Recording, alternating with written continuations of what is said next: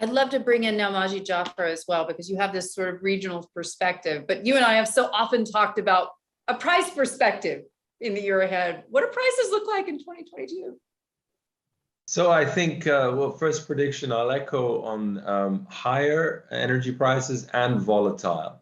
And I think both in oil and even more on gas, what we've seen already, I think that will continue.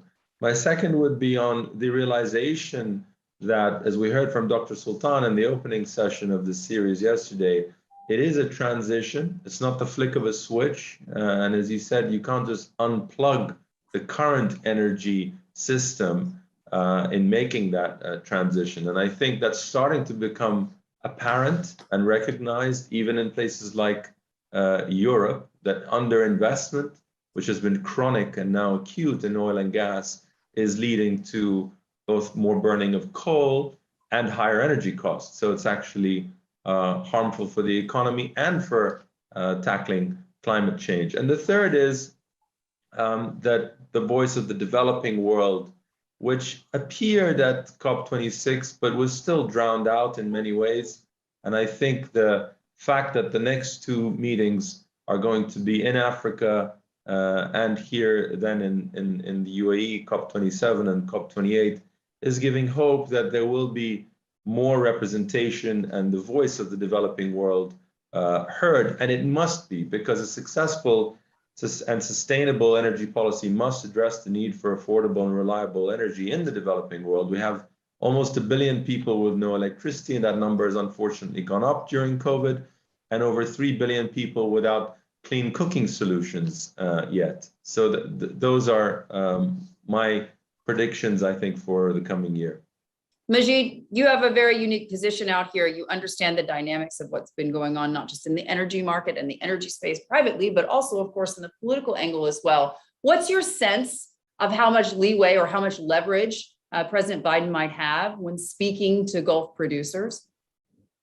So, there are always short-term geopolitical impacts and volatility when it comes to energy markets. That's always been the case and likely always will be the case. And I'll leave commentary on that to those more qualified. My bigger concern is the longer term trends we're seeing in the underinvestment. We're 25% lower investment in the upstream than pre-COVID, but half the level of a decade ago. So I think there needs to be this realization that oil and gas is still going to be needed. It's just how we produce it will be cleaner and how we use it will be different. And as an example, us as Crescent Petroleum, 50 years operating here in the region, we've gradually transitioned more from oil to gas. We're now 85% gas. We reduced our flaring to near zero. And by offsetting the remainder, we actually declared net zero, not in 2050, but last October. But more importantly than that, the gas we actually produce in the region displaces diesel for electricity that actually avoids more emissions than all the Teslas on the planet. And I think that impact is underappreciated. Yes, solar and wind power costs have come down and they're very promising, but the energy from them can't be stored. So you need stable background sources like natural gas or nuclear, as the UAE's energy policy has demonstrated. And on the oil side, even if cars become electric and they're still made from products of oil, as are solar panels, wind turbines. And if we just look at the COVID pandemic, everything we've relied on, from smartphones, masks, sanitizers, and vaccines, are all made from oil products. And I think that message is being underappreciated.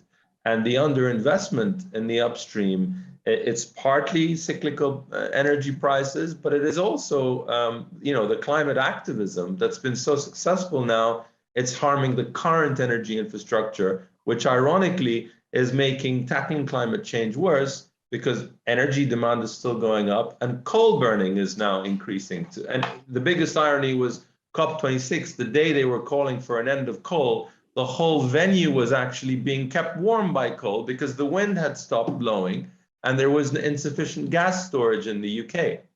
I just want to take one quick question from the audience. It's a great one. It's for Majid. Benjamin Cross just essentially saying he feels that you're right in your assessment of the overall energy situation, but he's saying, how do you get people, especially decision makers, policymakers, to understand this energy transition, the situation, and to plan out everything in a logical and realistic manner? Because it really does play into what we've been talking about in terms of the situation in Europe, what's happening in the United States. I mean, it's a top-down society where we are, Majid, but at the end of the day, I mean, they do take a lot of the things that the private sector says on board. How do you think you ensure that transition comes in a way that actually makes sense, both for the producers and the consumers? So here in the UAE, there's a very logical energy strategy for 2050 with net zero targets and about 40% natural gas, backing up 40% renewables and then nuclear. I think the challenge, what we've just been hearing in the conversation, whether it's in the United States and Europe, and I'll, aside from the politics, what I'm seeing is cursing the fact of increasing dependence on imports, whether it's from Russia on gas or OPEC, while discouraging your own production at home. And US production hasn't been growing. European gas, including the UK, production is down 30% in the last 5 years. And that is driven in large part, it's increasing dependence on imports. And the UK got rid of its gas storage, which is why it's seen incredible spikes of late. So my real concern is I see a danger of climate policies making people colder and poorer and then getting rejected. And the planet can't afford that. And it's in large part because of this, short-termism, flipping, as you mentioned in Germany, a local election made them suddenly turn off the nuclear.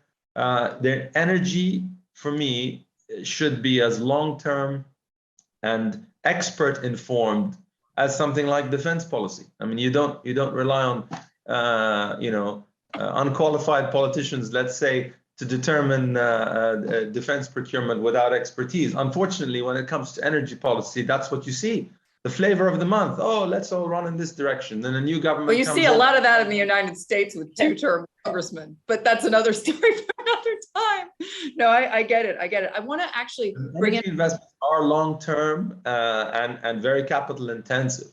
And this is why you need stability of policy making and long-term planning. And there's been a dearth of that in many Western countries. So Hadley, if I might just chime in. Yeah, jump in. We're mentioning Amos, the idea that moving to renewables is suddenly going to mean that we're all independent from geopolitics. Yeah. Let's focus on an important fact I actually learned from Amos, which is, if you look at OPEC, it's about 30% of world oil. If you look at renewables, 70 to 80% of all components or raw materials that are linked to renewables are either owned or controlled by China, one state.